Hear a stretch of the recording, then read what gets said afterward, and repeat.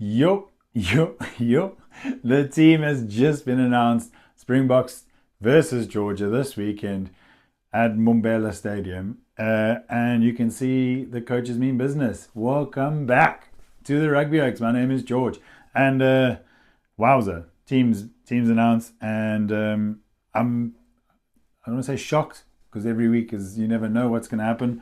We've said it before. The teams have kind of been pre-picked anyway. The coaches have decided roughly who they wanted for the foreseeable games. But I was on the train with Matt on the weekend after the Italy game, and we tried to name a team after we went to the Boma watch party, which is very lucky, by the way. And we tried to pick a team, and this is pretty different to what we picked. And there are some people that are featuring again, which I'm glad. But what a team. And I kind of see the intent here with the coaching staff, Russie and the fellas. We've got Australia first up in the Rugby Championship, and Australia have got three hell of a games coming up. They've got the Lions 3 times. So they've got some proper practice. I don't want to say Georgia's just a practice game, but they've got some games, proper games that are prepping them for the Rugby Championship. So we are putting out a proper team, getting the boys used to each other again. And I'm worried for Georgia. I am. I've said that about Italy in week one, and look, we struggled a bit at times. But run through the team quickly here, and we've got off the bat 3 debutants, front row, fresh out the blocks. Boan Venter, Manus van der Merwe, Netling Forshare. Now Boan, if I'm pronouncing his name correctly, Boan, he played Cheetahs Rugby first. He then moved over to Edinburgh, I think it was 2021. And he's also, like someone else we've got in the team today, but he's also a try-scoring machine by looks. He scored 60 points for Edinburgh. It's a hell of a lot for a prop. I think in my career, prop, I think I scored 5. Not 5 tries, 5 points. So just a winner.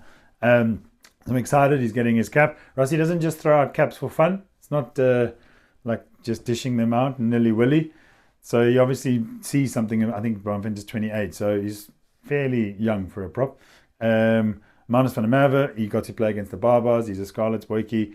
I think also ex-Cheetahs, but he's great. I like the way he plays. He looks similar. He has a similar style, I suppose, a mixture of Malcolm Marx and Bongi Manamba with brute force and running and offloading. He's got that offload that we like to see with our hookers.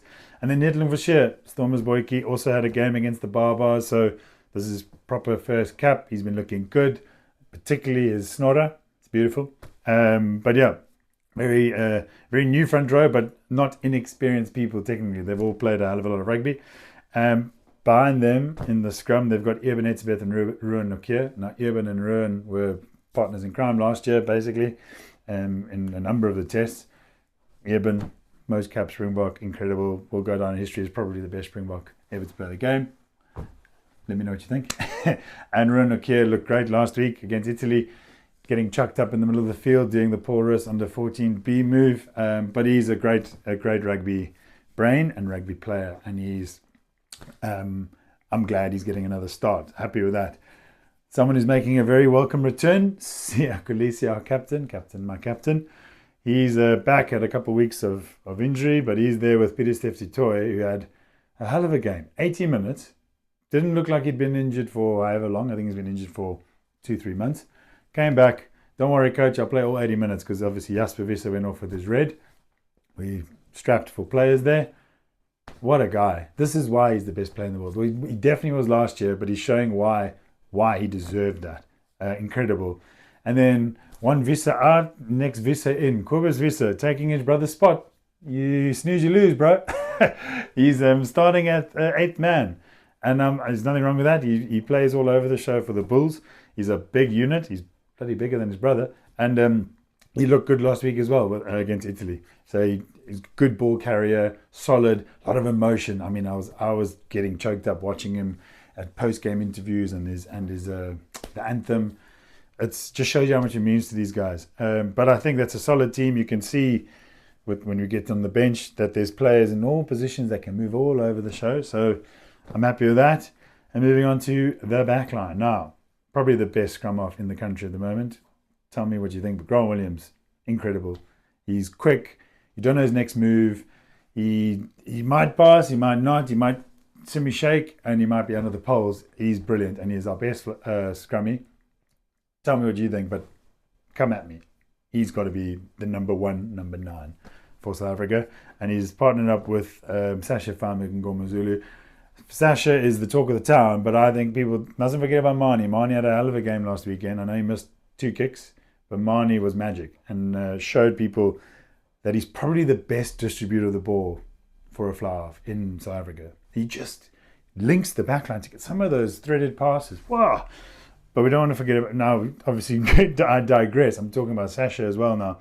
Sasha is, individually, he's brilliant, and he brings this X factor. So I'm excited to see him partner up with Grant Williams. He's also brilliant at kicking, and he's just a brilliant all-round rugby player.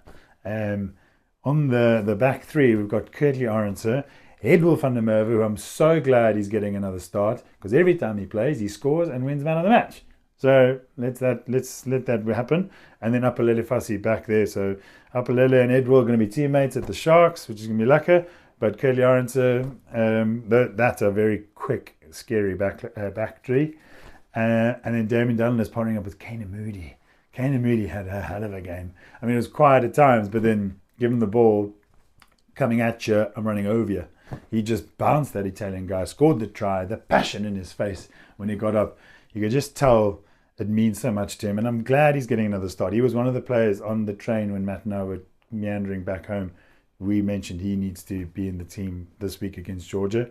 And again, every time he plays, we win.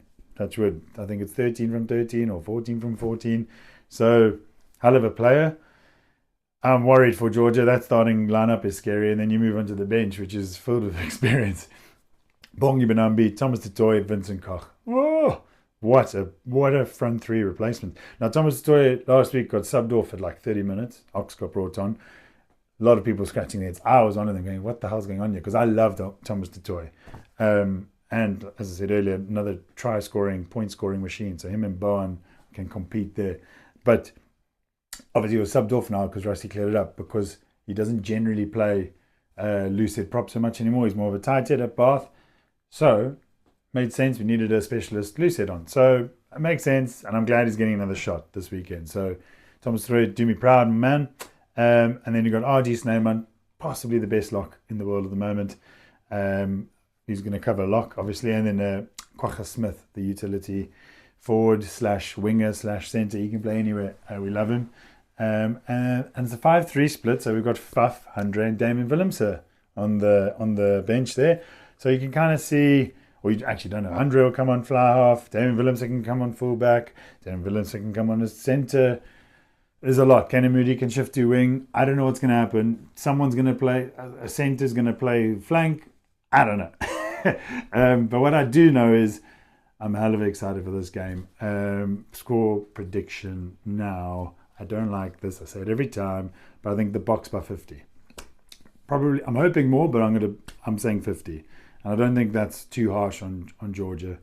So maybe 68, 18 or something like that. No, I don't see Georgia scoring that much. But yeah, maybe Boks by 60, then 68-8.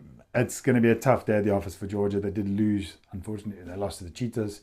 The Cheetahs put on a hell of a performance there. But yeah, let me know what you think. I'm very excited for this weekend. I can't wait to watch. Yeah, tell me what you think of the team. On that note, cheers.